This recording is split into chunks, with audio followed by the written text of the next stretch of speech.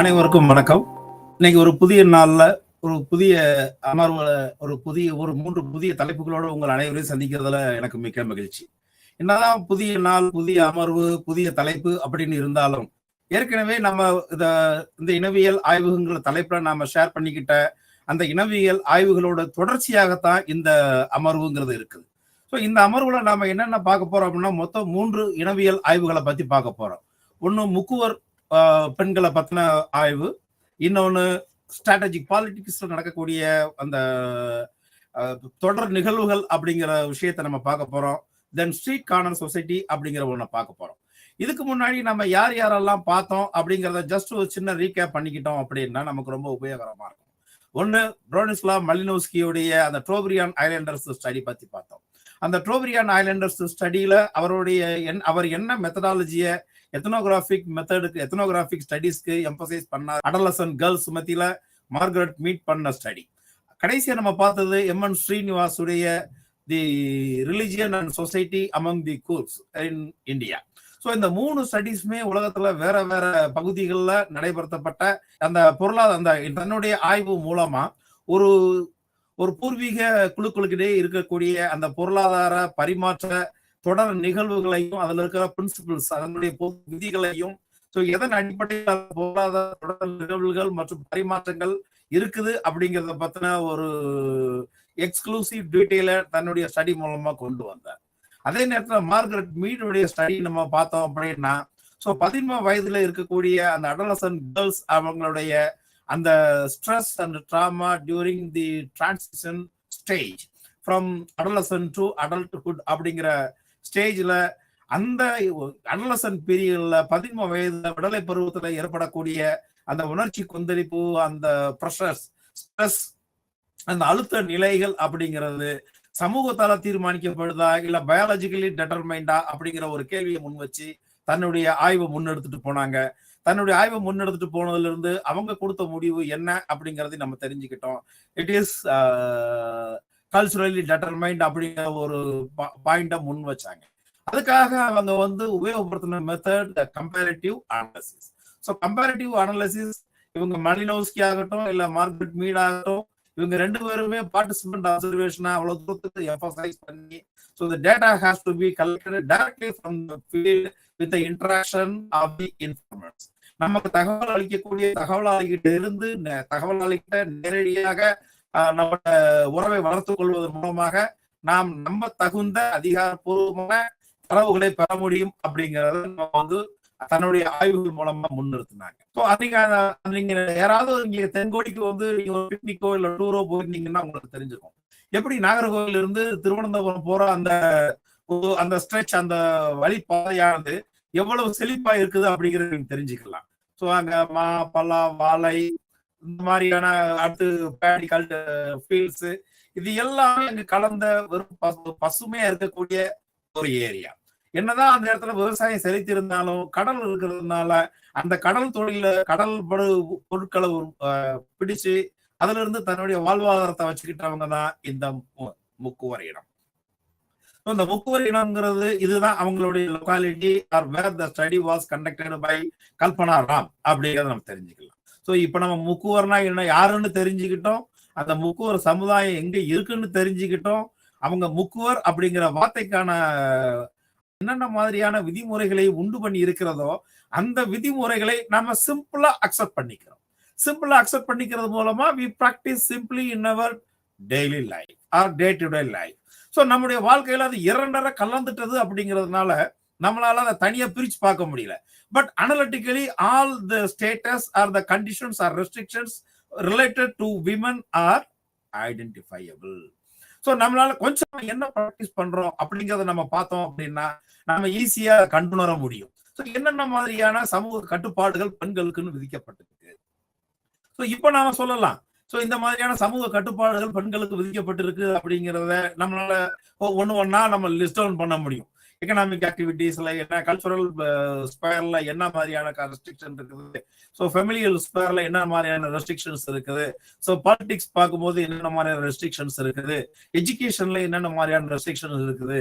So simply speaking, so the broader social institutions, அது primary social institution ஆகட்டும் இல்ல secondary social institution ஆகட்டும், அதாவது முதல்நிலை சமூக நிறுவனங்களாகட்டும், இல்லைன்னா இரண்டாம் நிலை சமூக நிறுவனங்களாகட்டும், எந்த சமூக நிறுவனங்களா இருந்தாலும் பெண்கள் அப்படின்னு பார்க்கும்போது நிறைய கட்டுப்பாடுகள் அவங்களுக்கு இருக்குது. ஸோ இதெல்லாம் நாம இப்போ சொல்றதுக்கு, நம்மளால பகுத்துணர்ந்து அறிந்து கொள்வதற்கு, இல்லைன்னா பிரிச்சு சொல்றதுக்கு எப்படி ஏதுவாச்சு அப்படின்னா, இந்த மாதிரியான எத்னோகிராபிக் ஸ்டடிஸ் மூலமா தான் நாம எல்லாத்தையுமே நம்ம தெரிஞ்சுக்கிறோம். ஸோ இந்த எத்னோகிராபிக் ஸ்டடிஸ் மூலமா இதுதான் வந்து டிடக்ஷன் அப்படிங்கிறது. எப்படி டிடக்ட் பண்றது? ஒரு இண்டக்ஷன் அண்ட் டிடக்ஷன் அப்படிங்கிறது ரிசர்ச்ல ஒரு சைக்கிளிக்கல் ப்ராசஸ். ஸோ ஜெனரலா நாம ஒரு ஹைபாத்திஸ், ஒரு அனுமானத்தை முன்வைக்கிறோம். எப்படி அனுமானத்தை முன்வைக்கிறோம்? பெண்களின் சமூக நிலை மேம்பட்டுள்ளது, இல்லைன்னா பெண்களின் சமூக நிலை எந்தவித புறக்காரணிகளாலும் பாதிக்கப்படவில்லை அப்படிங்கிற ஒரு ஸ்டேட்மெண்ட்டை நம்ம முன்வைக்கிறோம். ஸோ இந்த ஸ்டேட்மெண்ட் இருந்து நாம வந்து அதுக்குன்னு நம்ம வந்து ஜெனரலா எப்படி ஸ்டடி கண்டக்ட் பண்ணுவோம், எப்படி நம்ம டேட்டா கலெக்ட் பண்ணுவோம். ஸோ பெண்கள் அப்படிங்கறது வேற வேற சமூகத்தில இருந்து எடுத்து, ஸோ இங்க என்ன நடந்திருக்கு அப்படின்னா, கல்பனா ராம் பெண்கள் முக்கூர சமூகத்தினுடைய பெண்களின் நிலைமையை கண்டறிவதற்காக ஸோ இந்த ஹைபாத்திஸை அவங்க ஃப்ரேம் பண்ணலனாலும், இதுதான் ரிசர்ச்னு பார்க்கும்போது, ஸோ எத்தனோ மெத்தட்ஸ் இல்லைன்னா எத்தனோகிராபிக் ஸ்டடிஸ்னு பார்க்கும்போது, இந்த ஹிடன் ஹைபாத்திசிஸ் ஒரு மறைமுகமான ஒரு அனுமானம் அப்படிங்கிறது இங்கதான் இருக்கு. ஸோ பெண்களின் நிலை, முக்கூர சமூகத்துல பெண்களின் நிலை அப்படின்னு பார்த்தோம்னா, like other societies, like other groups, like other communities. So திருமணமான பெண்களுக்கு ஒரு சோசியல் ஸ்டேட்டஸ் இருக்குது, திருமணமாகாத பெண்களுக்கு ஒரு சோசியல் ஸ்டேட்டஸ் இருக்குது. ஸோ திருமணமான பெண்களுக்கும் திருமணமாகாத பெண்களுக்குமான சோசியல் ஸ்டேட்டஸை எப்படி நாம வேறுபடுத்தி காட்டலாம்? த மெரிட்டல் ஸ்டேட்டஸ் டிசைட்ஸ். நல்லா பாத்துக்கோங்க. ஸோ இந்த மெரிட்டல் ஸ்டேட்டஸ், அந்த திருமண தகுதி நிலை அப்படிங்கிறது பெண்களுடைய சமூக நிலையை தீர்மானிக்குது. ஸோ பெண்களின் சமூக நிலையை தீர்மானிக்கிறது மேரீடு வெர்சஸ் அன்மேரீட் அப்படின்னு நம்ம பார்த்தோம்னா எப்படி இருக்கும்? So unmarried women can easily move into the society. Their social interaction will not be with much restrictions. So திருமணமான பெண்களுக்கு சமூகத்துல கட்டுப்பாடு, ஆனா அந்த அளவுக்கு ஸ்ட்ரிக்ட் ஆர் ஸ்ட்ரிஞ்சன்ட் ரெஸ்ட்ரிக்ஷன்ஸ் அப்படிங்கிறது இருக்காது. ஏன் அப்படின்னா அவங்களுக்கு திருமணம் ஆயிருச்சு. ஏன் திருமணமானா அவங்களுக்கு எல்லாம் கட்டுப்பாடுகள் எல்லாம் கிடையாதா? ஏன் இருக்கத்தான் செய்யுது. ஸோ அந்த இடத்துலயும் அவங்க யார் கூட பேசணும், எப்ப பேசணும், எவ்வளவு நேரம் பேசணும், எங்க பேசணும், எப்படி பேசணும் அப்படிங்கிற கட்டுப்பாடுகள் எல்லாமே திருமணமான பெண்களுக்கு இருக்குது. ஒரே ஒரு விதிவிலக்கு என்ன கிடைக்குது, அவங்க எப்படி இந்த ஸ்டேட்டஸ் என்ஜாய் பண்றாங்கன்னு பார்த்தோம்னா, ஸோ ஒரு பெண் வயதுக்கு வந்ததுல இருந்து, ஏஜ் அட்டன் பண்ணதுல இருந்து, நார்மலா நம்ம கிராமப்புறங்கள்ல அம்மாக்கள் சொல்லிட்டே இருப்பாங்க, வயிற்றுல நெருப்ப கட்டிட்டு இருக்கேன் அப்படின்னு. ஸோ பெண்ணை கல்யாணம் முடிச்சு கொடுத்து இன்னொரு வீட்டுக்கு அனுப்புனதுக்கு அப்புறம் தான் அந்த அம்மா சொல்லுவாங்க, அப்பா என்னுடைய பாரம் வந்து இறங்கிருச்சு அப்படின்னு. பாரத்தை நான் சுமந்துகிட்டே இருக்கேன், இது ஒரு மிகப்பெரிய பாடனா இருக்குது. ஏன் ஒரு உளைச்சலுக்குரிய, மன உளைச்சலுக்குரிய ஒரு சமாச்சாரமா இருந்துட்டு இருக்குது அப்படிங்கறத நம்ம கொஞ்சம் நம்ம உற்று நோக்கி பார்த்தோம் அப்படின்னா, சமூகம் தான் அதுக்கு காரணமா. அது என்ன, சமூகம் வந்து தூக்கிட்டு வந்து அவங்க கையிலேயே கொடுத்து நீங்க அந்த பொண்ணு கல்யாணம் ஆகி போற வரைக்கும் நீங்க வச்சுட்டுங்கன்னு கொடுக்குது இல்ல. அந்த சமூகம் அந்த திருமணமாகி போற வரைக்கும் அந்த பெண்ணை ஒரு தாய்ங்கிற அந்தஸ்துல இருந்து எப்படி அவங்க பார்த்துக்க, சில அமர்வுகளோட கூட நீங்க டிஸ்கஸ் பண்ணி இருந்திருக்கலாம். என்னன்னா gender socialisation. So after age attainment, அந்த பியூபர்ட்டி அப்படிங்கிற ஒரு ஸ்டேட் வந்ததுக்கு அப்புறம் அந்த பெண்ணை இன்னொரு வீட்டுக்கு வாழ்றதுக்கு, இன்னொரு வீட்டுல திருமணமாகி மருமகளா வாழ்றதுக்கு, ஸோ குழந்தையாலாவோ நாத்தனாராவோ வாழ்றதுக்கு அந்த அம்மா தயார்படுத்த ஆரம்பிச்சிடுறாங்க. ஸோ திருமணம் ஆகிற வரைக்கும் அந்த பொண்ணை பத்தி எந்த விதமான பழிச்சொல்லும் வந்துடக்கூடாது, எந்த விதமான பழிச்சொல்லும் வந்துடக்கூடாது அப்படிங்கிற எண்ணம் இருக்கிறதுனாலதான் அந்த அம்மா வந்து வயிற்றுல நான் நெருப்ப கட்டிட்டு இருக்கிறேன், ஸோ இப்ப திருமணம் ஆகி போன உடனே அந்த பாரத்தை இறக்கி வச்சுட்டேன் அப்படிங்கிற தாட்லாம் அவங்களுக்கு வந்து வர ஆரம்பிச்சு, ஸோ அந்த ரிலாக்ஸ் அப்படிங்கிற மோடுக்கு வர ஆரம்பிக்கிறாங்க. ஸோ இங்க திருமணமாகாத பெண்களுக்கு நிறைய சமூக கட்டுப்பாடுகள் இருக்குது. ஏன்னா அதுக்கு காரணம் இதுதான். ஏன்னா ஒரு பக்கம் ஜெண்டர் சோசியலைசேஷன் இருக்குது, இன்னொரு பக்கம் கஸ்டமரி பிராக்டிசஸ் இருக்குது, இன்னொரு பக்கம் வேல்யூஸ் இருக்குது, இன்னொரு பக்கம் நார்ம்ஸ் இருக்குது. சோ இது எல்லாத்தையுமே வந்து அந்த சமூகத்துல பெண்கள் வந்து மீறிக்கிட்டு வெளியே வர முடியாது. So simply because they are unmarried. So married அப்படின்னு பார்க்கும்போது they are sanctioned some relaxations while compared with unmarried. So இது இந்த நிலை தான் முக்கூர் சமூகத்துல பெண்களுக்கும் இருக்குது. சோ இந்த சமூக தொடர்பு, அவங்களுடைய சோசியல் இன்டராக்ஷன், சோசியல் மூவ்மெண்ட் அப்படின்னு பார்க்கும்போது ஏற்கனவே சொன்ன மாதிரி அது அவங்களுடைய வயதை பொறுத்தது. சோ அவங்களுடைய சமூக தொடர்பு அப்படிங்கிறது வயதை ஒத்துதான் இருக்குது. சோ இந்த மேரிட் வர்சஸ் அன்மேரிட் அப்படின்னு பார்க்கும்போது இந்த வயது, ஏஜ் ஃபேக்டர் அப்படின்னு பார்க்கும்போது எவ்வளவு தூரத்துக்கு அந்த ஏஜ் ஒரு இம்பார்ட்டன்ட் ரெஸ்ட்ரிக்டிங் ஃபேக்டரா பிளே பண்ணுது அப்படிங்கறத நம்ம பார்க்கலாம். ஸோ சாதாரணமா ஒரு டீனேஜ் பொண்ணு ஸ்பாயில் ஆகும். அப்ப பாருங்க அந்த ரெப்யூட்டேஷன் ஸ்பாயில் ஆகும்போது அல்டிமேட்டா அது யாரை வந்து சேரும்? இந்த நெகட்டிவ் ரிமார்க்ஸ், நெகட்டிவ் இம்பாக்ட்ஸ் எல்லாமே வந்து தாயை வந்து தான் சேரும். ஸோ இப்போ if they are unmarried, so கல்யாணம் ஆகிற வரைக்கும், அதனாலதான் சொல்றேன், அந்த அம்மாங்க வந்து அந்த அந்த சுமையை சுமந்துகிட்டே இருக்குது. இது கொஞ்சம் ஏஜ் அட்வான்ஸ் ஆக அந்த ரெஸ்ட்ரிக்ஷன்ஸ் கொஞ்சம் கொஞ்சமா ரிலாக்ஸ் ஆகி they can move freely. So அவங்க வந்து அவங்களுடைய அந்த domestic chores, household activities, இது எல்லாமே அவங்களுடைய ஷோல்டர்ல ஏற ஏற ஏற ஏற so the society gradually free the women from the restrictions which were already laid down for them. So வயது ஏற ஏற ஏற சமூகம் பெண்களுக்குன்னு அந்த ஏற்படுத்திய அந்த கட்டுப்பாடுகளை கொஞ்சம் கொஞ்சமா தளர்த்திக்கிட்டே வருது. ஏன் கொஞ்சம் கொஞ்சமா சமூகம் வந்து அந்த கட்டுப்பாடுகளை தளர்த்திக்கிட்டே வருதுன்னு பார்த்தோம் அப்படின்னா, சமூகத்திற்கு அந்த பெண்களுடைய கான்ட்ரிபியூஷன் அப்படிங்கிறது தேவைப்படுது. எப்படி தேவைப்படுது? அந்த சொசைட்டில அந்த அம்மா குழந்தைகள் எல்லாம் பாத்துக்கிறதுக்கு சம்டைம்ஸ் வெளியில போய் வேலைக்கு போக வேண்டியிருக்கும், பல இடங்களுக்கு போக வேண்டியிருக்கும், பல பேரோட இன்டராக்ட் பண்ண வேண்டியிருக்கும், பல விஷயங்களை பேசி தீர்மானிக்க வேண்டியிருக்கும், முடிவெடுக்க வேண்டியிருக்கும். அப்படிங்கிறப்போ ஒரு குறிப்பிட்ட பவுண்டரிக்குள்ள, ஒரு நேரோ பவுண்டரிக்குள்ள அந்த பெண்களை அடைச்சு வச்சோம் அப்படின்னா, இந்த survival of the society will be restricted one. அந்த சமூக இயக்கம் அப்படிங்கிற அந்த சமூகம் தொடர்ந்து டைனாமிக்கா இருக்கிறது அப்படிங்கிறது இங்க தடைப்படக்கூடிய ஒரு சூழ்நிலை ஏற்படும். ஸோ அந்த தடைப்படக்கூடிய சூழ்நிலையை மாற்றதுக்காகத்தான், இல்லைன்னா அதுல ஏற்படுற அந்த தடங்கல்கள் நீக்கத்தான் சமூகம் தனக்கு ஏற்றார் போல் வயது ஏற இந்த பெண்களுக்கான அந்த ரெஸ்ட்ரிக்ஷன்ஸ் இங்க ரிலாக்ஸ் பண்ணிக்கிட்டே போகுது. ஸோ இதுதான் முக்கூர் சமூகத்துல பெண்களுடைய அந்த சோசியல் இன்டராக்ஷன், விமன்ஸ் ஸ்டேட்டஸ் நிலையும் மிக மிக முக்கியமான ஒரு விஷயமா இருக்கிறதுனால அந்த கான்செப்ட்ஸ், அந்த வேரியபிள்ஸ் முக்குவர் பெண்களுடைய சமூக நிலையை தீர்மானிக்கக்கூடிய வேரியபிளாகவும் இருந்துட்டு இருக்கு. ஓகே, அடுத்ததை நம்ம பார்க்கும்போது கல்பனா ராம் பெண்கள் மற்றும் புனிதத்தின் இருப்பு. So Mukkuvar women and the state of purity. So இந்த ஸ்டேட் ஆஃப் பியூரிட்டி அப்படின்னு பார்க்கும்போது ரொம்ப முக்கியமான ஒரு விஷயம் என்ன அப்படின்னா, நம்ம சமூகத்துல ஒரு வழக்கம் இருக்குது, குறிப்பா தமிழ் சமூகத்துல ஒரு வழக்கம் இருக்குது, மற்ற சமூகங்கள்ல அந்த வழக்கம் இருக்குதான்னு தெரியல. So at the stage of puberty, age attainment, so ஒரு பெண் வந்து வயதுக்கு வரும்போது, பருவத்திற்கு வரும்போது அந்த விஷயத்த ஊரா எல்லாத்துக்கும் தெரியற மாதிரி நம்ம கொண்டாடுறது. ஸோ அந்த சடங்கு அப்படிங்கறது நீங்க நிறைய இடங்கள்ல பார்த்துருப்பீங்க. அந்த சடங்கு நடத்துற விஷயம் அப்படிங்கிற ஊரை கூட்டி அவங்க ஸ்டேட்டஸுக்கு தகுந்தாப்படி என்னென்ன பண்ண முடியுமோ அவ்வளவு தூரத்துக்கு அதி விமர்சையா தடபுடலா கொண்டாடுவாங்க. ஸோ தடபுடலா கொண்டாடுற அந்த ஒரு விஷயம் immediately after that function or occasion எப்படி ஒரு பொலியூட்டட் விஷயமா மாறுது அப்படிங்கறது தான் இங்க கல்பனா ராம் வந்து ரெக்கார்ட் பண்ணியிருக்கிறாங்க, இல்லைன்னா ரெஜிஸ்டர் பண்ணியிருக்கிறாங்க. ஒரு விஷயம், இந்த ஏஜ் அட்டைன்மெண்ட், அந்த பியூபர்ட்டி ஃபங்க்ஷன் அப்படிங்கும்போது மேக்சிமம் எல்லா சமூகத்திலையுமே ஒரு சந்தோஷத்துக்குரிய ஒரு விஷயமா நடந்துட்டு இருக்கு. ஏன் இது சந்தோஷத்துக்குரிய விஷயமா நடக்குது? அந்த சமூகத்திற்கு அந்த குடும்பம், எங்கள் குடும்பத்தில் இருந்து ஒரு தகுதியான பெண் உருவாகி விட்டார் அப்படிங்கிறத அனௌன்ஸ் பண்ற ஃபங்க்ஷன் அது. ஸோ இது எதுக்காக அப்படின்னா, for the survival of the society, for the smooth functioning of the society. அந்த சமூகம் தொடர்ந்து இயங்கணும் அப்படின்னா, ஏற்கனவே நம்ம பல அமர்வுகளை நீங்க கவனிச்சிருந்தீங்கன்னா ஒரு விஷயம் நான் சொல்லியிருந்திருப்பேன். ஒரு சமூகம் தொடர்ந்து இயங்கணும் அப்படின்னா அந்த சமூகத்திற்கு புது புது நபர்கள் வரவு இருந்துகிட்டே இருக்கும். So new members has to be added. So how the new members has to be added? By giving birth. So by giving birth அப்படிங்கிறது இல்லைன்னா, to give birth the people has to be matured. So physically be prepared. So உடல் ரீதியாக அவங்க தயாரா இருக்கணும். So அங்க உடல் ரீதியாக தயாராகிற ஒரு விஷயத்த நம்ம பண்பாட்டோட நாம மிங்கிள் பண்ணி அந்த சமூகத்துக்கு அறிவிக்கிற ஒரு விஷயம் தான் இந்த சடங்கு, புனித நீராட்டு விழா அப்படிங்கிற. ஸோ அந்த முதல் விஷயம், அந்த முதல் நிகழ்வு அப்படிங்கிறது ஒரு புனிதமான ஒரு விஷயமா இருந்துட்டு இருக்கு. பாருங்க, immediately after the next month. So இது எந்த ஒரு பெண்ணும் இதுக்கு வந்து விதிவிலக்கு கிடையாது.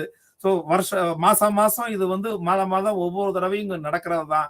இது நடக்கிறதுனாலதான் சமூகம் வந்து தொடர்ந்து இயங்கிக்கிட்டு இருக்கு அப்படிங்கிறத நம்ம ஏத்துக்க தயாரில்லை நம்ம பெரும்பான்மையான மக்கள். அதனால அவங்கள வந்து அந்த நேத்து நம்ம இதுக்கு முந்தின அமர்வுகள் நம்ம சொல்லும் போது அந்த மாத விளக்கம் அப்படிங்கிற ஒரு காரணத்தை காட்டி நிறைய ரெஸ்ட்ரிக்ஷன்ஸ் அவங்களுக்கு கொடுக்குறாங்க. ஸோ பெண்களின் தூய்மை, விமன்ஸ் பியூரிட்டி. ஸோ இப்போ இப்போ கடல் கடல் சார்ந்த வாழ்க்கை அப்படிங்கும்போது உங்களுக்கு நிறைய விஷயங்கள் தெரிஞ்சிருக்கும். நீங்க நிறைய சினிமாக்கள்ல பார்த்திருக்கலாம்.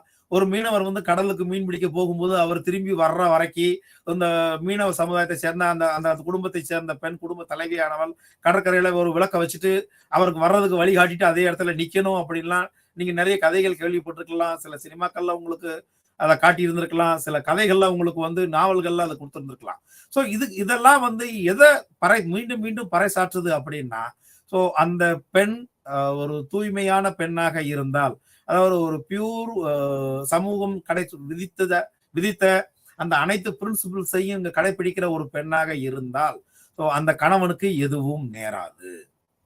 அதே நேரத்துல இவங்க ஃபிஷிங் போகும்போது இல்லைன்னா கடலுக்கு போகும்போது பெண்கள் குறுக்க வர்றதோ இல்ல மாதவிடாய் பெண்கள் குறுக்க வர்றதோ இதெல்லாம் வந்து அந்த சமூகத்தால தடை செய்யப்பட்டிருக்கிறது. ஏன்னா அப்படி பார்த்துட்டு போனா அப்படின்னா அவனுக்கு தேவையான ஈல்டு கிடைக்காது. இல்ல அப்படின்னா ஏதாவது அன்எக்ஸ்பெக்டட் திங் நடக்கும். ஸோ ஆஸ்பீசியஸ் அண்ட் இன்ஆஸ்பீசியஸ், ஸோ நல்ல நேரம் கெட்ட நேரம், சகுனம் நல்ல சகுனம் கெட்ட சகுனம், இது எல்லாமே அங்கேயும் இருந்துட்டு இருக்குது. ஸோ ஒரு விஷயம் கவனிச்சிங்க அப்படின்னா இது வந்து இந்து சமூகத்துல வழக்கமா பண்ணக்கூடியது. ஆனா கல்பனா ராம் ஸ்டடி பண்ண அந்த முக்குவ சமூகம் அப்படிங்கிறது ஸோ கேத்தலிக்ஸ் அவங்க. ஸோ என்னதான் அவங்க கேத்தலிக்ஸா இருந்தாலும் இந்து சமயத்துடைய இல்ல இந்துக்கள் ஃபாலோ பண்ணக்கூடிய அந்த மெஜாரிட்டியான பிராக்டிசஸ், அந்த கஸ்டம், அந்த ஹேபிட்ஸ், அந்த அது என்னன்னு சொல்லலாம், அந்த கஸ்டம்ஸ், அந்த வேல்யூஸ், நார்ம்ஸ் எல்லாமே இந்த சமூகத்திலையும் அடாப்ட் ஆயிருக்கு. ஒரு ஹேண்ட் நீங்க பாத்தீங்க அப்படின்னா மேரி மாதாவை இவங்க புனிதமா கொண்டாடுறாங்க. அதே நேரத்துல இசக்கி அம்மனை இவங்க வந்து ஒரு ஒரு டெமானா பாக்குறாங்க. என்னதான் அம்மனை வந்து இவங்க சாமியா கும்பிட்டாலும் இந்த இசக்கி இந்த ஏன்னா இந்த மாதிரியான தனியா ஒத்த மரம் இருக்கும்போது போகக்கூடாது, கருவேல மரம் உடை மரம் இருந்தா அந்த இடத்துல தனி இதுல போகக்கூடாது, தலையில பூ வச்சுட்டு போகக்கூடாது, ஏன்னா இசக்கி இருக்கும். இந்த மாதிரி நம்பிக்கைகள் நம்ம மக்கள் மத்தியில இன்னும் வேரூன்றித்தான் இருக்குது.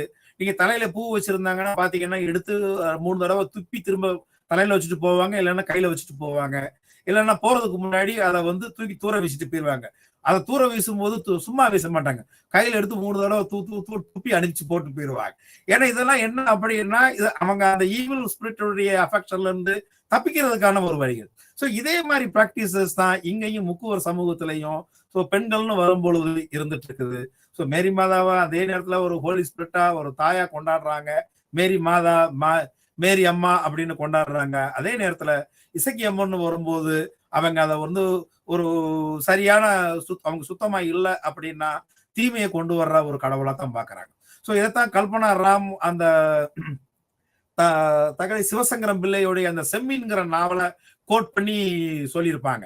ஒரு தாய் வந்து தன்னுடைய மகள் கிட்ட பியூரிட்டி முக்கிய மகளே, சுத்தம் தூய்மை முக்கிய மகளே அப்படின்னு சொல்ற ஒரு டயலாக்கா அந்த இடத்துல கோட் பண்ணி இந்த பியூரிட்டி எப்படி முக்குவர் சமூகத்துல பெண்களுக்கு ரொம்ப முக்கியமான விஷயமா எம்பசைஸ் பண்ணப்பட்டிருக்கு அப்படிங்கிறத இவங்க கல்பனா ராம் நீங்க ஸ்டடி மெட்டீரியல் பாத்தீங்கன்னா உங்களுக்கு தெரியும். அந்த ஸ்டடி மெட்டீரியல் தகழி சிவசங்கரம் பிள்ளையுடைய செம்மீன் நாவல்ல இருந்து ஒரு கோட் கொடுத்து ஒரு தாய் தன்னுடைய மகளுக்கு அந்த சுத்தத்தை பியூரிட்டியை பத்தி எம்பசைஸ் பண்றக்கூடிய விஷயத்தையே அங்க சொல்லியிருப்பாங்க. இதுதான் உங்ககிட்ட நான் முதல்ல சொன்ன அந்த ஜெண்டர் சோசியலைசேஷன் அப்படிங்கிறது. ஸோ பாலின சமூக மயமாக்கல் அப்படிங்கிறது ஒரு தாய் ஒரு பெண்ணை தன்னுடைய பெண்ணை பிறரிடத்தில் வாழ்வதற்கு ஏற்றாற்போல் தகுதிப்படுத்துவதற்கு தயார் செய்வதுதான் இங்க ஜெண்டர் சோசியலைசேஷன். ஸோ அந்த விஷயத்தை நீங்க தெளிவா புரிஞ்சுக்கிட்டீங்க அப்படின்னா உங்களுக்கு இந்த முக்குவர சமூகத்துல மட்டும் இல்ல எல்லா சமூகத்திலையும் பெண்களுடைய நிலை அப்படிங்கிறது ஏன் இப்படி இருக்குது அப்படிங்கிறத தெரிஞ்சுக்கலாம். ஸோ நான் இதைதான் கூட சொன்னது, பெண்ணுடைய வாழ்க்கை நிலைகள் அப்படிங்கிறது சொல்லும் போது ஸோ அவங்க வயது அடைதல், பருவம் அடைதல், மாதவிலக்கு தொடர்பான கட்டுப்பாடுகள், இது எல்லாமே ஸோ இப்போ அந்த பெண்களுடைய அந்த தூய்மை நிலை பியூரிட்டி அப்படிங்கிறது தொடர்புடைய ஒரு நிலையா தான் இருக்கு. So all these are analytically separable but mutually interdependent. So ஒரு பெண்ணுடைய வாழ்க்கை நிலைகள் அப்படின்னு பார்க்கும்போது ஒவ்வொரு ஸ்டேஜ்லையும் அவங்களுடைய நிலை என்னன்னு நம்ம பார்க்கலாம். அதே நேரத்துல அந்த ரெஸ்ட்ரிக்ஷன்ஸ் அப்படின்னு வரும்போது அந்த ட்ரை ஃபிஷ்ஷா மாத்தி அவங்க ப்ராசஸ் பண்ணலாம். ஸோ அந்த ட்ரை ஃபிஷ்ல இருந்து அந்த ட்ரை ஃபிஷ்ஷை சேல்ஸ் பண்றதுங்கிறது பெண்களுடைய வேலையா இருக்குது. அதுல இருந்து ஜெனரேட் பண்ற income ultimately goes to the family. So இந்த மாதிரியான டொமைன்ஸ், இந்த மாதிரியான ஸ்பேர்ஸ் மட்டும்தான் டொமஸ்டிக் அரீனால பெண்களுக்கு வந்து இங்க சாங்ஷன் ஆகி இருக்குது. ஸோ இது எல்லாமே கல்பனா ராம் தன்னுடைய முக்குவர் விமனுடைய ஸ்டடி, முக்குவர் கம்யூனிட்டியில தன்னுடைய யூனிக் ஸ்டடி மூலமா வெளிக்கொண்டு வந்த உண்மைகள். ஸோ இந்த உண்மைகளை வெளிக்கொண்டு வர்றதுக்கு அவங்க கொண்டு ஃபாலோ பண்ண உத்தி இல்ல என்ன ஒரு மெத்தடை ஃபாலோ பண்ணாங்க அப்படிங்கிறது observation, participant observation. So participant observation ஏற்கனவே நான் சொன்ன மாதிரி Margaret Mead dialogues and discussion with informants இதுக்கு முந்தின அமர்வுல நான் சொன்னேன் நான். ஸோ மார்கரெட் மீட் அந்த 68 அடலசன்ட் கேர்ள்ஸ் வேரியஸ் வில்லேஜஸ்ல இன்ட்ராக்ட் பண்ணி அந்த தரவுகளை சேகரிச்சது என்ன மாதிரியான மெத்தட்ஸை யூஸ் பண்ணி பார்த்தாங்க அப்படின்னா, so dialogues and discussions with informants and participant observation. அதே தான் இங்க கல்பனா ராமு முக்குவர் சொசைட்டில முக்குவர் விமனுடைய வாழ்க்கை நிலைகளையும் சமூக நிலைகளையும் பண்பாட்டு கட்டுப்பாடுகளையும் ஆண்களின் கம்பேரிங் டு விமன் அந்த ஆண்களுடைய கம்பேர் பண்ணி அவங்களுடைய ஸ்டேட்டஸ் என்னங்கிறதையும், அதே நேரத்துல அவங்களுடைய அதிகார எல்லைகள் என்ன, அதிகார வரம்புகள் என்ன, என்னென்ன மாதிரியான செயல்கள்ல பெண்கள் ஈடுபடலாம், என்னென்ன மாதிரியான செயல்கள்ல எக்கனாமிக் ஆக்டிவிட்டிஸ் ஆகட்டும் இல்ல வீடு சார்ந்த ஆக்டிவிட்டிஸா இருக்கட்டும் இல்ல வேற சமூக நிறுவனங்கள் சார்ந்த ஆக்டிவிட்டிஸா இருக்கட்டும், இது எல்லாத்துலயுமே பெண்கள் எவ்வளவு தூரத்துக்கு முன்ன போகலாம் அப்படிங்கிற விஷயங்களை கல்பனா ராம் தன்னுடைய ஸ்டடி மூலமா கொண்டு வந்திருக்கிறாங்க. ஸோ இதன் அடிப்படையில கல்பனா ராமுடைய study on Mukkuvar women, Mukkuvar community plays very important role or occupies very prominent role in ethnographic studies. ஒரு முக்கியமான இடத்தை பெற்றிருக்குது அப்படின்னு சொன்னா அது மிகையாகாது. ஸோ இந்த கல்பனா ராமுடைய இந்த ஆய்வு நிலைகளோட நாம அதை மனசுல வச்சுக்கிட்டு நாம அழகு 10 யூனிட் 10 இருக்கிற stratagems and spoils a social anthropology of politics done by or given by or carried out by F.G. Bailey. இது தமிழ்ல சொன்னோம் அப்படின்னா உத்திகள் மற்றும் கொள்ளைகள், அரசியலில் உத்திகள் மற்றும் கொள்ளைகள். ஒரு பாலிடிக்ஸ் சம்பந்தமான பாலிடிக்ஸ் தொடர்பான ஒரு சமூக மானுடவியல் ஒரு அனலைசிஸ ஒரு பகுப்பாய்வை இங்க F.G. பெய்லி நமக்கு முன் வச்சிருக்கிறார். என்ன மாதிரியான பகுப்பாய்வு இது என்ன மாதிரியான ஆய்வு, என்ன மாதிரியான ஸ்டடி, எதுக்கு அரசியலை பத்தி நமக்கு தான் நிறைய விஷயங்கள் தெரியுமே, நாம என்ன இதை புதுசா தெரிஞ்சுக்கிறதுக்கு இருக்கு அப்படின்னு பார்த்தோம் அப்படின்னா நாம ஜெனரலைஸ்டா சொல்லிட்டு போலாம். ஆனா எதையுமே கான்கிரீட்டா சொல்லணும். ஆய்வுகள் நமக்கு சொல்லக்கூடிய விஷயங்கள் என்ன, நீங்க தரவுகள் இல்லாம அதை சப்போர்ட் பண்ற டேட்டா இல்லாம அது உறுதியான கான்கிரீட்டான எவிடன்ஸ் இல்லாம நாம சொல்லக்கூடிய எல்லா விஷயங்களுமே அனுமானம் அப்படிங்கிற ஒரு வகையில போய் சேரும். அதான் ஹைபோதசிஸ், டென்டேட்டிவ் ஸ்டேட்மெண்ட் சொல்லுவோம். டெஸ்டபிள் ஆர் வெரிஃபையபிள் ஸ்டேட்மெண்ட் சொல்லுவோம். எந்த விதமான தரவுகளும் ஆய்வுகளும் இல்ல ஆய்வு பின்புலமும் இல்லாம நாம சொல்லக்கூடிய அனைத்துமே அனுமானம் அப்படிங்கிற ஒரு ஸ்டேட்மெண்ட்ல தான் ஒரு கேட்டகரி கீழே தான் போய் சேரும். இங்க F.G. பெய்லி தன்னுடைய ஆய்வு மூலமா நமக்கு சொல்ல விரும்புற விஷயம் என்ன, அரசியல் அமைப்பு ஒரு விளையாட்டு. இந்த 4 வார்த்தை நமக்கு நிறைய விஷயங்களை முன்வைக்குது. அந்த பாலிடிக்ஸ் அப்படிங்கிறது ஒரு கேம். இதுதான் F.G. பெய்லி நமக்கு சொல்ல விரும்புற விஷயம். அரசியல் involving in politics or political organisation or politics simply அது எப்படி ஒரு கேமா இருக்குது, அரசியல் எப்படி ஒரு விளையாட்டா இருக்குது. நம்ம நிறைய விஷயங்கள்ல கேள்விப்பட்டிருக்கலாம், அரசியல் ஒரு சதுரங்கம் அப்படின்னு. சதுரங்கம் என்ன, விளையாட்டு வகையை சேர்ந்தது தானே. அந்த சதுரங்கத்துல என்ன நடக்குது, இங்க இருக்கிறவன் அங்க போவான், அங்க இருக்கிறவன் இன்னொரு இடத்துக்கு வருவான், ஒருத்தனை அதாவது ஒரு காயின் இன்னொரு காயினை தள்ளி விட்டுட்டு முன்னாடி போகும். யார் தள்ளி விட்டுட்டு முன்னாடி வர்றாங்க, யார் வெட்டுப்படுறாங்க, யார் வெட்டுறாங்க அப்படிங்கிறது எல்லாமே இங்க ரொம்ப முக்கியமானது. நம்ம சொல்றது அரசியல் ஒரு சதுரங்கம் அப்படின்னு. அரசியல் ஒரு விளையாட்டு. 11 பிளேயர்ஸ் 11 ஆப்போனன்ட்ஸ் இருக்கிறாங்க. சம்டைம்ஸ் அம்பையர்ஸுமே ஆப்போனன்ட்ஸ் கேட்டகரியில சேர்ந்துருவாங்க. ஏன்னா நிறைய தீர்ப்புகள்ல விவாதத்துக்குரிய சர்ச்சைக்குரிய தீர்ப்புகள் ஆகுது. அப்படிங்கிறப்போ 11 + 2 மொத்தம் 13 பேர். இன்னொரு விஷயம் நம்ம கவனிச்சோம் அப்படின்னா உள்ள இருக்கிற ஆப்போசிட் சைட்ல ரன்னர் எண்ட்ல இருக்கிற சேம் டீம்ல இருக்கிறவரே வினையா மாறுறதுக்கான வாய்ப்புகள் இருக்கத்தான் சரி. நிறைய கேம்ல நம்ம பார்த்திருப்போம், ரன் அவுட் அப்படிங்கிற கேஸ்ல பார்த்திருப்போம். எப்படி அவங்களுடைய ஒரு மிஸ் கம்யூனிகேஷன், ஒரு மிஸ் அண்டர்ஸ்டாண்டிங்னால அந்த அந்த பிளேயர் அப்படிங்கிறவளுக்கு ஒரு ஒரு மோசமான ஒரு சோகமான முடிவு வருது, அவுட், அவ்வளவுதான். அந்த அவுட் அப்படிங்கிற ஒரு முடிவு வருது அப்படிங்கிறத பார்த்திருப்போம். அப்போ ஒரு தனிநபர், அந்த பேட்ஸ்மேன் அப்படிங்கிற ஒரு நபர் தன்னை சுற்றி இருக்கிற அந்த கிரவுண்ட்ல யார் யார் எங்கெங்க இருக்கிறாங்க, நம்மை நோக்கி எரியப்படுகின்ற அந்த பந்தை அந்த பந்தை எந்த இடத்துல தட்டி விட்டா இல்ல எதை நோக்கி அடிச்சா நம்மளுடைய அந்த டெஸ்டினேஷன் நம்மளுடைய டார்கெட்டை அச்சீவ் பண்ணலாம். அவருக்கு சிங்கிள் தேவைன்னா எந்த டைரக்ஷன்ல அடிக்கணும், 2 ரன்ஸ் தேவைன்னா எந்த டைரக்ஷன்ல அடிக்கணும், ஒரு 4 பவுண்டரி தேவை அப்படின்னா எந்த கேப்ல தட்டி விடணும், இல்ல ஸ்ட்ரைட்டா சிக்ஸர் ஒரே அடி அடிச்சு விட்டு டாப் கியர்ல போகணும் அப்படின்னா அந்த ஃபீல்டு எண்ட் லைன்ல அந்த பவுண்டரி லைன்ல இருக்கிற ஃபீல்டு செட்டப் எல்லாம் பார்த்துட்டு தான் அவர் வந்து அடிப்பாங்க. சும்மா விளையாட்டு போக்குல மானாங்கண்ணி நம்ம சொல்லுவோம், சும்மா குருட்டாம் போக்குல பேட்டெல்லாம் சுத்த முடியாது. குருட்டாம் பாக்கில் பேட்டெல்லாம் சுத்தினா கிளீன் பவுல்டு, அவ்வளவுதான்.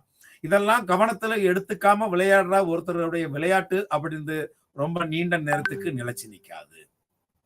சோ இதுதான் அவர் வந்து இங்க பெய்லி நமக்கு சொல்ல வர்றது. அரசியல் அமைப்பு அப்படிங்கிறது ஒரு விளையாட்டு. So politics is a game. அந்த விளையாட்டு அப்படிங்கிறதுல அந்த கேம்ல சோ 2 பார்ட்டிஸ் இருக்கிறாங்க. ஒண்ணு அந்த அரசியல் தலைமைக்கு இருக்கிறவங்க, இன்னொன்னு பப்ளிக். சரியா? சோ அது இன்பிட்வீன்ல இன்னொரு குரூப் இருக்குது. சோ அந்த இன்டர்மிட்டன்ட் குரூப்ஸ் யாரு அப்படின்னா அந்த பார்ட்டியை சேர்ந்தவங்க. சோ அந்த பார்ட்டியை சேர்ந்தவங்க இன்பிட்வீன் இருக்கிறாங்க. ஹவவர் 2 எக்ஸ்ட்ரீம் எண்ட் இருக்குது. சோ இந்த இன்பிட்வீன்ல இருக்கிறவங்களுடைய விளையாட்டு அப்படிங்கிறது சோ அந்த குறுக்கு வினையாற்றுதல் அப்படிங்கிறது. சோ இப்ப இந்த அரசியல் அமைப்பு ஒரு விளையாட்டு அப்படிங்கிறத நான் நமக்கு தெரிஞ்ச உதாரணத்தை வச்சு உங்களுக்கு நான் எக்ஸ்பிளைன் பண்ணியிருக்கிறேன். So how politics would be treated or can be a game or equivalent to a game அப்படிங்கிறத எஃப்ஜி பெய்லி உடைய விளக்கம் நீங்க வந்து படிச்சு பார்த்தீங்க அப்படின்னா கொஞ்சம் அப்படி கொஞ்சம், ஆனா நீங்க ஒவ்வொரு வார்த்தையும் நிறுத்தி நிதானமா படிச்சு பார்த்தீங்க அப்படின்னா ரொம்ப இன்ட்ரெஸ்டிங்கா FG பெய்லியுடைய how he perceived politics as a game அப்படிங்கிறது உங்களுக்கு தெரிய வந்திருக்கும். ஸோ அதை நான் நமக்கு தெரிஞ்ச நமக்கு பாப்புலரா தெரிஞ்ச ஸோ கிரிக்கெட்ங்கிற ஒரு கேமை வச்சு நான் உங்களுக்கு எக்ஸ்பிளைன் பண்ணியிருக்கிறேன். ஸோ செஸ் அப்படிங்கிற ஒரு விஷயத்தை வச்சு நான் உங்களுக்கு எக்ஸ்பிளைன் பண்ணியிருக்கிறேன். ஏன்னா அரசியல் அப்படிங்கிறது ஒரு சதுரங்கம் அப்படிங்கிற ஒரு பழமொழியே ஒரு நம்ம கிட்ட இருக்குது, ஒரு முதுமொழியே நம்ம கிட்ட இருக்குது. அப்படிங்கிறதுனால ஒரு பாப்புலர் மொழின்னு கூட சொல்லலாம் இருக்கிறதுனால இப்போ உங்களுக்கு அரசியல் அப்படிங்கிறது எப்படி ஒரு கேமா இருக்குங்கிறது தெளிவா புரிய வந்திருக்கும். ஸோ இதுல பெய்லி சொல்லக்கூடிய விஷயம் என்ன, ஸோ ஒரு அரசியல் விளையாட்டுல ஸோ 5 பிரின்சிபிள்ஸ் இருக்குது, 5 ரூல்ஸ் இருக்குதுன்னு கூட நீங்க வச்சுக்கலாம். ஸோ என்ன 5 ரூல்ஸ் அப்படிங்கிறத இங்க நம்ம பார்க்கலாம். ஸோ ஒரு பொலிட்டிக்கல் ஆர்கனைசேஷனை கட்டமைக்கிறதுல, கேரக்டரைஸ் பண்றதுல, ஸோ ஃபீச்சர் பண்றதுல இந்த 5 பிரின்சிபிள்ஸ் அப்படிங்கிறது எஃப்ஜி பெய்லியோடைய பெர்செப்ஷனை பொறுத்த வரைக்கும் முக்கியமான விஷயம். ஸோ அதுல முதல் பிரின்சிபிள் என்ன அப்படின்னா ஸோ பரிசு இறுதி முடிவு என்ன என்பதை வரையறுத்தல். So in a game, in a political game, so one has to be clear-cutly defined. So defining what the prize and the end result. So ஒருவன் தன்னுடைய வேலையை அரசியல்ல சரிவர செஞ்சான் அப்படின்னா அவனுக்கு கிடைக்கக்கூடிய பரிசு என்ன.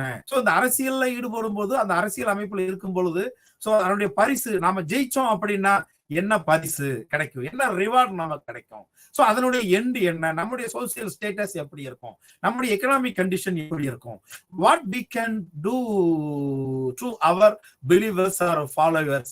சோ நம்மை சார்ந்து இருக்கிறவங்களுக்கு, நம்மை பின்பற்றுபவர்களுக்கு நம்மளை என்னென்னலாம் செய்ய முடியும் அப்படிங்கிற எல்லாத்தையும் உள்ளடக்கினதுதான் இந்த ஃபர்ஸ்ட் பிரின்சிபல்.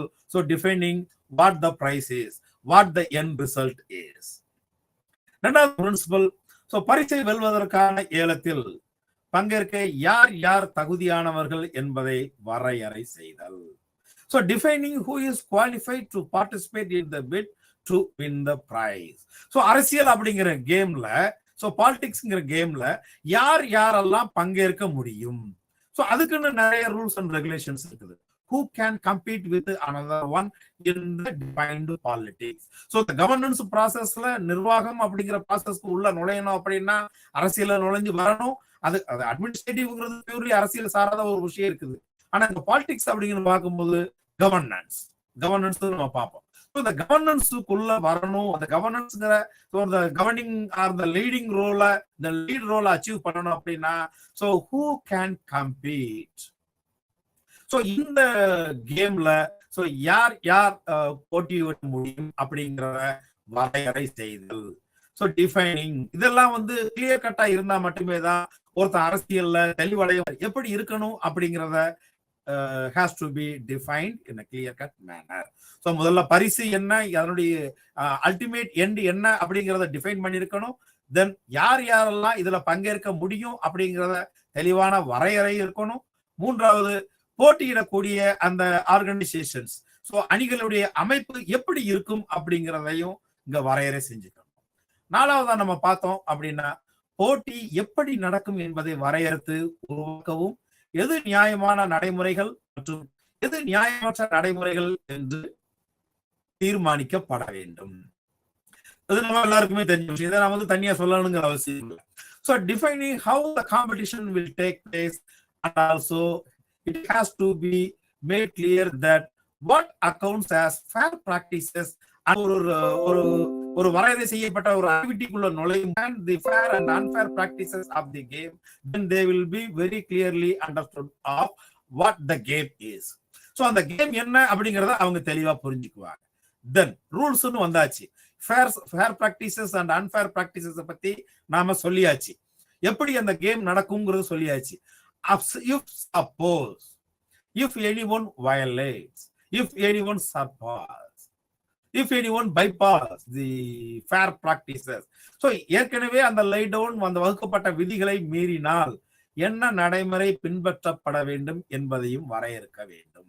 அரசியல்ல, இந்த அரசியல்ங்கிற ஒரு கேம்ல இந்த 5 விஷயங்களும் கண்டிப்பா இருக்கும். அரசியல் அப்படிங்கிற அந்த கேம்ல இந்த 5 பிரின்சிபிள்ஸும் இருக்கும். இதெல்லாம் ஃபாலோ பண்ணி அந்த அரசியல்ங்கிற கேம்ல அந்த ஆர்கனைசேஷன்ல இருக்கக்கூடிய ஒரு லீடர் ஜெயிக்க முடியும் அப்படிங்கிறது தான் இங்க எஃப்ஜி பெய்லி நமக்கு சொல்லக்கூடிய விஷயங்கள். ஸோ ஒரு தலைவருடைய நிலை, the status or conditions of a leader அப்படின்னு பார்த்தோம்னா, அரசியலுக்கு வரும்போது தலைவர்கள் ஒரு முக்கியமா ஒரு 2 விஷயங்களை பத்தி அவங்க பார்த்துக்கிட்டே இருப்பாங்க. ஸோ பர்சனல் விஷயங்களை டீல் பண்றதா இல்ல பப்ளிக் விஷயங்களை பாக்குறதா. ஸோ அரசியலுக்கு வரும்போது அரசியல் தலைவர்கள் அவங்க முன்னாடி இருக்கிற 2 முக்கியமான விஷயம் என்ன அப்படின்னா, கல்ச்சுரல் அண்டர்ஸ்டாண்டிங் பிலீவ்ஸ் தட், அதுதான் நான் சொன்னது. ஸோ இந்த எந்த நிலையை அந்த தலைவர் எடுக்கிறாரு அப்படின்னு பார்க்கும்போதுதான் so the roles of the leader will be determined. So அந்த ரோல், ஒரு அரசியல் தலைவருடைய ரோல் அப்படின்னு பார்க்கும்போது தான் சார்ந்த அந்த பொலிட்டிக்கல் ஆர்கனைசேஷன்ல எப்படி ஒரு சுமூகமான செயல்பாட்டை என்ஷூர் பண்ணணும், ஸோ அதை உறுதிப்படுத்தணும் அப்படிங்கிறது ஒரு தலைவருடைய மிக மிக முக்கியமான விஷயம். ஏன்னா அந்த சுமூகமான செயல்பாடை தான் சார்ந்த அந்த பொலிட்டிக்கல் ஆர்கனைசேஷன்ல ஒரு தலைவராக இருக்கும்போது அந்த டீம்ல சரியான ஒரு தலைவரா இல்ல அப்படின்னா அங்க நிறைய பிரச்சனைகள் ஏற்படும். சோ இதுல ஏற்படும் போது இந்த இடத்துல தலைவர் has to take 2 types of decisions. ஒன்னு helping the group. Helping the குரூப்னா என்ன, தன்னை சார்ந்த குரூப்பை ஃபெசிலிட்டேட் பண்றது. இன்னொன்னு அவுட் சைட் த வேர்ல்ட், அது பப்ளிக் சிட்டிசன்ஸ். ஸோ யார் இவர் தலைவராக சப்போர்ட் பண்ணாங்களோ அந்த அவுட் சைட் பீப்புள். ஸோ இதுல இப்ப தற்சமயம் உள்ள அரசியல் சூழ்நிலையில நீங்க எந்த நாடா வேணாலும் எடுத்துக்கங்க, எந்த மாநிலமா வேணாலும் எடுத்துக்கங்க, இந்த விஷயங்களை உங்களால ஈஸியா ஃபிட் இன் பண்ணி பார்க்க முடியும் என்ன நடக்குது அப்படிங்கிறது. ஸோ இந்த முடிவுகளை ஒரு தலைவர் எடுக்கும் போது, அதாவது helping own group are helping the other, so 3 வகையான செயல்களை அந்த தலைவர் உறுதி செய்ய வேண்டும். ஸோ அந்த பேலன்ஸ், அந்த ஈக்விலிபிரியம், அந்த ஈக்விலிபிரியம், அந்த ஸ்டேட்டஸ் கோ இதெல்லாம் மெயின்டைன் பண்ணணும். இருக்கிற நிலையை அப்படியே மெயின்டைன் பண்ணணும். அப்படின்னா ஒரு தலைவர் முடிவு எடுக்கிறதுல ஒண்ணு அந்த குரூப் உடைய கன்செஷன்ஸை அச்சீவ் பண்ணணும். ஸோ அனைவர்கிட்டையும் அதனுடைய கன்செஷன்ஸ் அச்சீவ் பண்றது என்ன, majority votes has to be achieved by the leader while taking the decision. தென் அப்படி இல்லை அப்படின்னா தலைவர் தான் எடுத்த முடிவை தன்னுடைய குரூப் மேல ஃபோர்ஸ் பண்ணணும். நான் முடிவு எடுத்துட்டேன், எல்லாரும் இதைத்தான் ஃபாலோ பண்ணணும் அப்படிங்கிறது. அப்படி இல்லை அப்படின்னா யாரும் அந்த விஷயத்தை இன்சிஸ்ட் பண்ணாமலே, முன்மொழியாமலே அந்த முடிவு தன்னிச்சையா எடுக்கப்பட்டிருக்கணும். ஸோ இந்த 3 விதமான முடிவுகள்ல தான் இந்த தலைவர் அவுட் சைட் த குரூப்புக்கு ஹெல்ப் பண்றதா இல்ல தன்னோட சார்ந்த குரூப்புக்கு ஹெல்ப் பண்றதா அப்படிங்கிறத தீர்மானிக்க முடியும். ஸோ ஒரு வலிமையான தலைவருடைய பண்புகள் அப்படிங்கிற எஃப்ஜி பெய்லியுடைய கூற்றுன்னு அர்த்தம் பார்த்தோம்னா, ஸோ ஒரு ஸ்ட்ராங் லீடர், கமாண்டிங், இந்த கரிஸ்மேட்டிக் லீடர், ஒரு அத்தாரிட்டேட்டிவ் லீடர் அப்படின்னு நம்ம சொல்லுவோம். ஸோ ஒரு கமாண்டிங் கெப்பாசிட்டியோட இருப்பாங்க, கமாண்டிங் அட்ரிபியூட்டோட இருப்பாங்க. அதே நேரத்துல week leader, they will simply ask for concern, மற்றவங்க கிட்ட அவங்களுடைய ஒப்புதலுக்காக இறைஞ்சிக்கிட்டு இருப்பாங்க, கெஞ்சிக்கிட்டு இருப்பாங்க, காத்துக்கிட்டு இருப்பாங்க. ஸோ இந்த மாதிரியான சூழ்நிலை அப்படிங்கிறது அந்த இன்டர்மீடியட் லீடர்ஸ் சொல்ற அந்த இடைநிலை தலைவர்கள் தலைவருக்கு எதிரா போர்க்கொடி தூக்குறதுக்கும் அவர் கவுத்து விட்டுட்டு இவங்க மேல தலைவரா வர்றதுக்கும் வாய்ப்பு இருக்குது. சோ இந்த மாதிரி நேரத்துல ஒரு தலைவர் டிவைட் அண்ட் ரூல் த பிரின்சிபலை அடாப்ட் பண்றதுக்கான வாய்ப்புகள் 100% இருக்குது. சோ இது எல்லாத்தையுமே எஸ்ஜி பெய்லி தன்னுடைய கதைகள் மூலமா சொல்லல. சோ தன்னுடைய அந்த கோன் ட்ரைப்ஸ் உடைய ஸ்டடி, சோ இன்னொரு ட்ரைப், தென் அந்த பாகிஸ்தான்ல ஒரு கம்யூனிட்டியை பத்தின ஸ்டடி, இந்த 3 குழுக்களையும் எம்என் ஸ்ரீனிவாசோடைய ஸ்டடி ஆன் கூக்ஸ், தென் இப்ப நாம பார்த்த ஃபர்ஸ்ட் ஸ்டடி கல்பனா ராமுடைய study on Mukkuvar women, then F G பெய்லியுடைய study on the political organisation நமக்கு கொடுக்குது. சோ இதுல இருந்து அழகு 11 இருக்கிற ஸ்ட்ரீட் கார்னர் சொசைட்டி அப்படிங்கிறது ஸ்லைட்டா டிஃபர் ஆகுது. எப்படி ஸ்லைட்டா ஆகுது? இந்த ஸ்ட்ரீட் கார்னர் சொசைட்டி அப்படிங்கிறத நீங்க அந்த பேர் உங்களுக்கு தெரியும். சோ தெரு முக்குல இருக்கிற ஒரு கேங். நீங்க எந்த ஊருக்கு போனாலும், எந்த இடத்துக்கு போனாலும், ஈவினிங் டைம்ல காலையில டைம்ல பாத்தீங்கன்னா அந்த பெரும்பாலான ஒரு சில கார்னர்ஸ்ல ஒரு கேங் இருப்பாங்க. அது காலேஜா இருக்கட்டும், இல்ல ஒரு முக்கியமான ஷாப்பிங் ஏரியாவா இருக்கட்டும், உள்ள ஒரு ரெசிடென்சியல் ஏரியாவா இருக்கட்டும், அந்த ஸ்ட்ரீட் கார்னர் பீப்புள்னு ஒரு குரூப் இருப்பாங்க. சோ இந்த ஸ்ட்ரீட் கார்னர் பீப்புள்ங்கிறவங்க யார்? அவங்க எல்லாம் ஃபாலோ பண்றாங்க. நம்மளுடைய பார்வை அப்படிங்கிறது ஒரு பொதுமையான பார்வை. ஆனா அவங்களுக்குள்ள இருக்கிற அந்த ஒழுங்குமுறை அப்படிங்கிறது அது லைக் த சொசைட்டி. சோ வெளியில இருக்கிற சமூகத்தை போன்ற ஒரு ஒழுங்குமுறையை தான் அவங்க ஃபாலோ பண்றாங்க. They have strict principles, they have strict code of conduct, they have own leader, a leader for their group. So அதுல 2-3 குரூப்புக்கும் ஒரு லீடரா இருக்கிறதுக்கெல்லாம் வாய்ப்பு இருக்குது. ஸோ அவங்க கிட்ட அந்த ஏமாற்றுதல் இப்படிங்கிற விஷயங்கள்லாம் ரொம்ப மினிமைஸ்டா இருக்கும் அப்படிங்கிறது தான் இங்க வந்து வில்லியம் ஃபுட் ஒயிட் நமக்கு சொல்றாரு. நீங்க காமிக்ஸ் படிக்கிற பழக்கம் இருந்தது அப்படின்னா உங்களுக்கு தெரியும், இந்த மேக் அண்ட் ஜாக் அப்படிங்கிற ஒரு காமிக் வந்து நடக்கும். ஸோ இந்த காமிக்ஸ் வந்து அந்த காமிக்ஸோடைய கதை வந்து மேக் அண்ட் ஜாக் அப்படிங்கிறவங்க 2 பேரும் வந்து பிரைவேட் டிடெக்டிவ்ஸ். ஸோ அவங்க வந்து ஒரு கேங்ஸ்டரை சம்டைம்ஸ் ப்ளீஸ் பண்ணியும் அவங்களுக்கு டிடெக்டிவ் வேலை நடக்கும், சம்டைம்ஸ் அந்த கேங்ஸ்டரே வந்து இவங்களுக்கு வேலை கொடுப்பாரு. ஸோ இது எல்லாமே வந்து பாத்தீங்கன்னா 1920s இருந்து 1930, 40s வரைக்கும் அமெரிக்கன் சொசைட்டில நடக்கக்கூடிய ஒரு விஷயம். ஸோ எதனால அமெரிக்கன் சொசைட்டிஸ்ல இந்த ஸ்டடிஸ் இந்த பீரியட்ல பார்த்தோம். எத்தனோகிராபிக் ஸ்டடிஸ் இல்லைன்னா இன்ட்ரோடக்ஷன் டு எத்தனோகிராபிக் அப்படின்னு நம்ம பார்க்கும்போது நம்ம 1920s ஆஃப்டர் 1920s பீரியட்னு ஒன்று பார்த்துருப்போம். American the Chicago school of urban ethnography அப்படிங்கிற ஒரு ஸ்கூல் வந்து எமர்ஜ் ஆச்சுன்னு பார்த்துருப்போம். ஸோ அந்த இடத்துல இந்த வில்லியம் ஃபுட் ஒயிட்டோடைய study street corner society, the social structure of an Italian slum, published by Chicago University Press in 1943. So 1943 Chicago University Press இந்த ஸ்டடியை பத்தி பண்ண ஆரம்பிச்சாங்க. பாத்தீங்கன்னா அந்த டைம்ல தான் நிறைய அர்பன் பேஸ்டு ஸ்டடிஸ் வந்து எமர்ஜ் ஆக ஆரம்பிச்சது. அர்பன் பேஸ்ட் லைஃப் அப்படிங்கிறது நிறைய எமர்ஜ் ஆக ஆரம்பிச்சது. நீங்க பார்க் அண்ட் பர்ஜஸ் உடைய அந்த collective behaviour, mob, crowd, lynch, இது எல்லாமே நீங்க பாத்தீங்கன்னா அர்பன் பிஹேவியரை பேஸ் பண்ணி தான், அது அமெரிக்கன் ஸ்டடிஸை பேஸ் பண்ணி தான் இங்க இருக்கும். ஸோ இதே தான் வில்லியம் ஃபுட் ஒயிட் இங்க பண்ணக்கூடியது. ஸோ இந்த வில்லியம் ஃபுட் ஒயிட் நமக்கு வந்து முன்வைக்கக்கூடிய அந்த ஸ்ட்ரீட் கார்னர் சொசைட்டி மூலமா முன்வைக்கக்கூடிய விஷயம் என்ன? ரொம்ப சிம்பிள். சரின்னா நமக்கு என்ன தோணும்? ஸ்லம்னா என்னன்னு தோணும்? எல்லாம் வந்து டிஸ்ஆர்கனைஸ்டு people, less parental care, so less parental support, they are disobedient, they are immoral, they involved in slum activities. இப்படித்தான் நமக்கு வந்து நிறைய விஷயங்கள் நமக்கு சொல்லப்பட்டுக்கிட்டே இருக்குது. ஸோ அவன் ட்ரக் அடிக்டா இருக்கலாம், அது வந்து எதுவா வேணாலும் இருக்கலாம் ட்ரக் அப்படிங்கிறது. ஸோ இந்த மாதிரி விஷயங்கள்லாம் நமக்கு சொல்லப்பட்டிருக்கு. ஸோ இந்த ஸ்டடிஸ் எல்லாமே நமக்கு ஸ்லம் அப்படிங்கிற பார்வையில ஸ்லம் அப்படிங்கிற விஷயத்தை சேரிங்கிறத எப்படி கொண்டு வந்திருக்குது?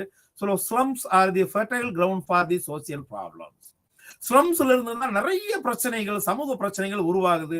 இல்ல நிறைய கிரிமினல்ஸ், அஃபண்டர்ஸ் இவங்க எல்லாமே ஸ்லம்ல இருந்து உருவாகுறாங்க அப்படிங்கிறது தான்.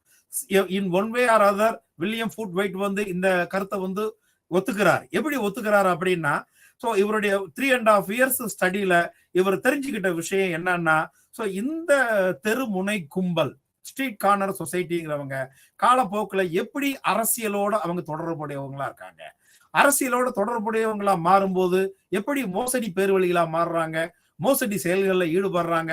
இந்த மோசடி செயல்களில் ஈடுபடுறவங்களையும் மோசடி பேர்வழிகளா மாறுறவங்களையும் அரசியல்வாதிகள் எப்படி தங்களுக்கு ஏற்றாற் போல பயன்படுத்திக்கிறாங்க, தங்களுடைய அரசியல் வெற்றிகளுக்காக எப்படி பயன்படுத்திக்கிறாங்க அப்படிங்கிறத தான் இங்க வில்லியம் ஃபுட் ஒயிட் நமக்கு சொல்லியிருக்கிறார். அதே நேரத்துல corner boys versus college boys பார்க்கும்போது, காலேஜ் பாய்ஸ் பார்த்தோம் அப்படின்னா அவங்க ட்ரெடிஷனல் பாய்ஸ். ஸோ பேரண்டல் கண்ட்ரோல்ல இருக்கக்கூடியவங்க. ஸோ தன்னுடைய வாழ்க்கை நெறியிலிருந்து மாறாதவங்க, தனக்கு தேவையான யார வேணாலும் விட்டு போயிடுவாங்க. பட் கார்னர் பாய்ஸ் அந்த மாதிரி கிடையாது. They have their original principles of life. அதே மாதிரி அவங்களுக்குள்ள ஏமாற்றுதல் அப்படிங்கிறது இருக்காது. ஸோ இந்த முறைகள் பங்களிப்புகள் இந்த ஸ்டடி மூலமா நம்ம பார்க்கும்போது இவ்வளவுத்தையும் எப்படி வந்து வில்லியம் ஃபுட்வைட் நமக்கு கொண்டு வராரு, தன்னுடைய 3.5 years அப்சர்வேஷன் மூலமா. நான் ஆரம்பத்துல ஒன்று சொன்னேன், இதுக்கு முன்னாடி உள்ள 5 பேருமே பார்ட்டிசிபென்ட் அப்சர்வேஷனுக்கு போனாங்க. இங்க வில்லியம் ஃபுட்வைட் அப்சர்வேஷனுடைய பிரின்சிபலை மட்டும்தான் ஃபாலோ பண்ணிருக்கிறாரு. ஏன் இவர் அப்சர்வேஷனை வந்து எம்பசைஸ் பண்றாரு? என்னதான் பார்ட்டிசிபென்ட் அப்சர்வேஷன் நாம வந்து முன்மொழிஞ்சாலும் ஒரு சில கேசஸ்ல பார்ட்டிசிபெண்டா நம்ம இருக்க முடியாது. இந்த ஸ்ட்ரீட் கார்னர் சொசைட்டி அவர் ஸ்டடி பண்றதுக்கு அவர் ஒரு கேங்ஸ்டரா மாற முடியுமா? அதுல பிரச்சனை இருக்கத்தானே செய்யுது.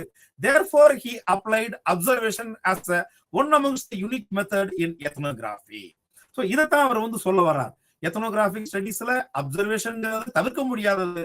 என்னதான் அப்சர்வேஷன் பார்ட்டிசிபென்ட் அப்சர்வேஷன்ங்கிறது நமக்கு தேவையான ஒண்ணா இருந்தாலும் not all studies can utilize participant observation. There are some exceptions, that is observation. So some cases are like this street corner.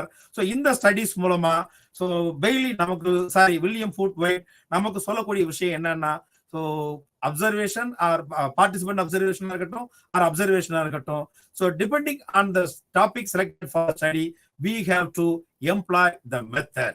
We have to go for suitable method. With all these opinions, இந்த கருத்துக்களோட இந்த அமர்வுல உங்ககிட்ட இருந்து நான் விடைபெற்றுக்கிறேன். நன்றி, வணக்கம். மீண்டும் ஒரு நாள் புது தலைப்புகளோடு நாம் சந்திக்கலாம். நன்றி, வணக்கம்.